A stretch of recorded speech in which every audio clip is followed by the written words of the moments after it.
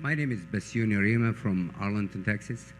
Mr. Buffett and Mr. Munger, what possibility to use these two great minds for a long term in life by either taking apprenticeship in Berkshire or opening a school?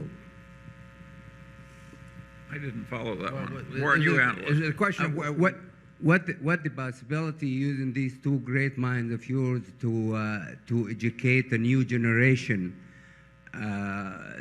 as a long-term investment in this country, to either through an apprenticeship in Berkshire for young people or open a business school?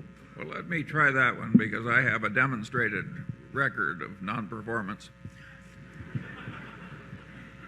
I have had great difficulty enabling my children to know what I know. And Warren, maybe you have failed less. My children in many ways are a lot smarter than I am, so I have a different experience, Charlie. No, I think you can, I've mainly learned by reading myself, so I don't think I have any original ideas that I've certainly got a lot. I mean, I've talked about reading Graham. I read Phil Fisher, and I've gotten a lot of ideas myself from reading. And in my own case, I mean, talk about your parents having influence. My parents had enormous influence, so I think you can learn a lot from other people. In fact, I think if you learn reasonably well from other people, you don't have to get any new ideas or do much on your own. You can just apply the best of what you see. Generally speaking, I think we always get a group of wise people after sifting millions. But I don't think anybody's invented a way to teach so that everybody is wise. It's extraordinary how resistant some people are to learning anything.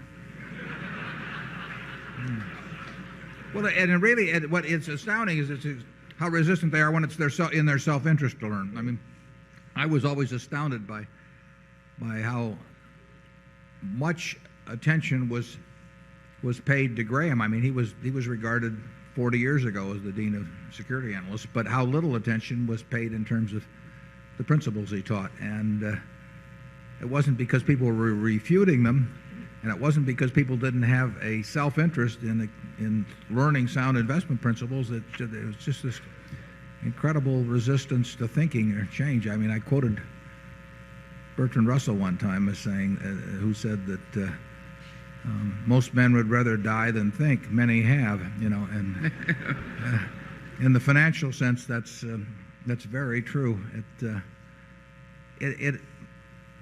It's not complicated. I mean, human relations, usually aren't that complicated, and certainly it's in people's self-interest to develop habits that work well in human relations, but an amazing number of people seem to mess it up one way or another. Yeah. How much has Berkshire Hathaway been copied either in investing America or corporate America? I'm not saying we deserve to be necessarily, but people don't want to do it differently than they're presently doing it. You might argue that Mrs. B, having started what you may have seen out there this weekend with $500 in 1937, without a day in school in her life, and building that into a great enterprise, you might say, well, that is something to study. I mean, is it because she couldn't speak English when she got over here? Maybe we cleanse people. I mean, what is there to learn from seeing somebody create an incredible success like that in a competitive business? She didn't invent something that the world had never seen before. She didn't have a lock on some piece of real estate that protected her from competition. All of these, and yet she accomplished something that virtually no one has accomplished.